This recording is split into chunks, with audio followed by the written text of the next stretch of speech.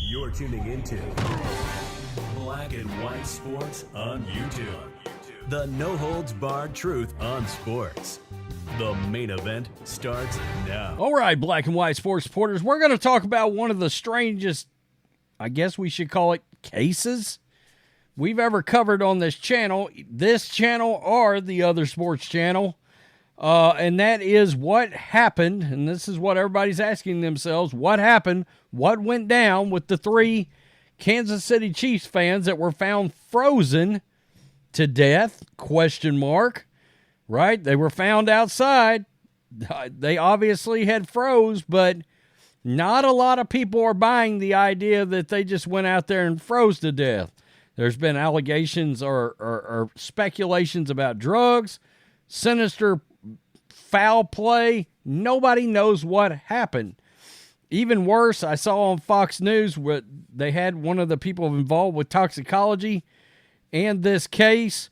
Evidently, up there in Kansas City, the backlog on these toxicology reports could have everybody waiting a good long while. So, we've got a couple of different people involved with 2 of the, and I'm going to refer to them as victims right now. A couple of people involved with the victims. One of them is a girlfriend of David Harrington, and the other lady was an ex of one of the other gentlemen involved here. So let's take a look at this. Kind of some more silence being broken involving this thing, right? We already know that I believe it was Harrington's mother that's come out. She speculates foul play and all of this. So here we go, guys. Who were the victims? 3 men identified as Ricky Johnson, 38, Clayton McGinney, 36, David Harrington, 37.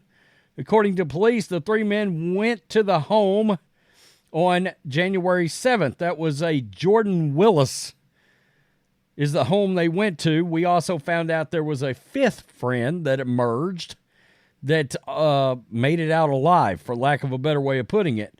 The three went to the home on January 7th to watch the Chiefs play the Chargers with a man who lived there. A family member told NBC News.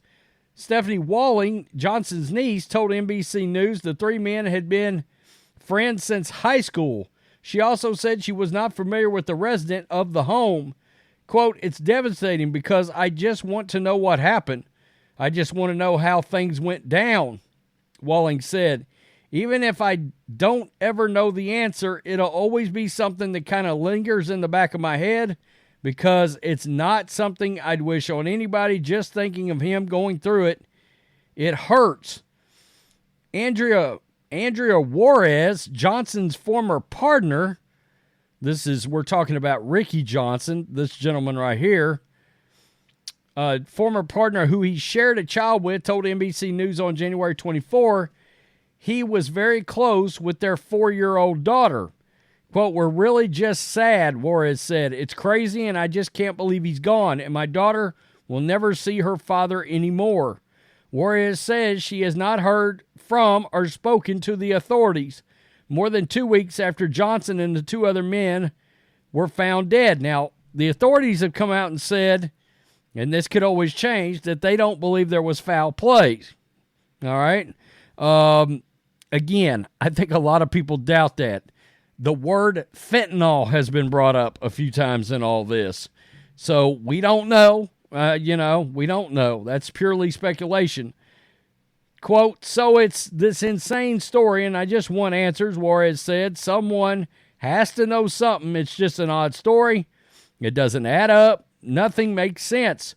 Lori Krause, the former partner of David Harrington, described him as, quote, selfless, and her ride or die for the past 17 years. So that's his girlfriend. Let's just take a look. There she is right here. That's Harrington. There she is. And I tried to use this Daily Mail article, and they've got such a problem with their website right now. I don't know what's going on exactly, but it was unusable. He saved a stranger and his dog's lives on his way to work. He got up in the middle of the night to help a friend. That car broke down an hour away, and he helped the homeless. He was a solid guy with tons of selfless love, Krause wrote in a statement to NBC News. He was smart, very funny, gentle, and kind. He was helping raise my 2 kids. He truly loved us, no doubt. Now, this is where it gets interesting. Krause added Harrington, quote, didn't do drugs, was strong about not doing them.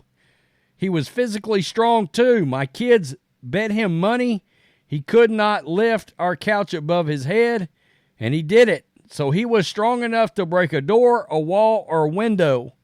Krause said her family is struggling, quote, every second of every day.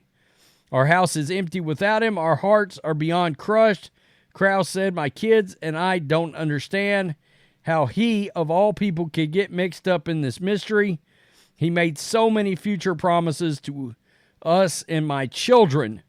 No arrests have been made in connection with the 3 deaths. The resident of the home was cooperative with the police on the day the bodies were discovered, according to the police. Police did not identify the resident, and he has not been charged with the crime. Quote, I just want to bring awareness to what's going on to hopefully bring answers out because there are so many questions and not very many answers. And they have not identified the person at the house. So let me look here because I thought they said it was a guy by the name. Oh, by the way, his girlfriend did make some further comments right here. With many conflicting stories and few official details from police, Krause says misinformation has run rampant online. TikTok's terrible. People are laughing about it because they don't know these people. My kids see that, Krause said. I've been open with them. We're dealing with it, and we're learning from it. I don't know how people on TikTok got involved. So here we go. Jennifer Marquez, Harrington's mother, spoke out on News Nation's Banfield with a message for Willis.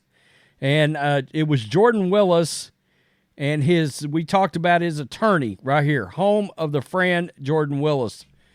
And she said, I believe Jordan does know, talking about what happened. And I'm asking Jordan to please come forward, tell the truth, because he does know what happened that night. He's the only one that can give all of our families some peace.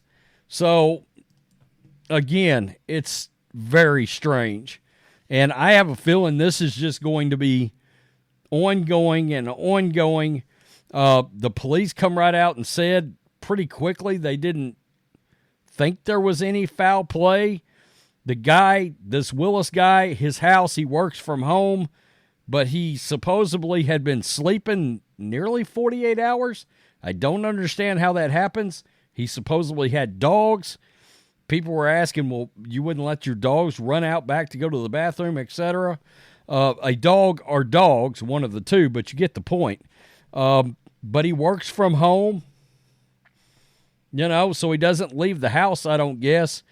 And somehow he didn't look in his backyard over that many days. It is just weird. It's truly strange. I don't know. Tell me what you think, Black and White Sports supporters. Well, we got these 2 people speaking out, about the victims. It's sad, no doubt about it. It's sad, and it's a mystery right now. You almost feel like, is this going to be one of these Dateline stories in like 7 years?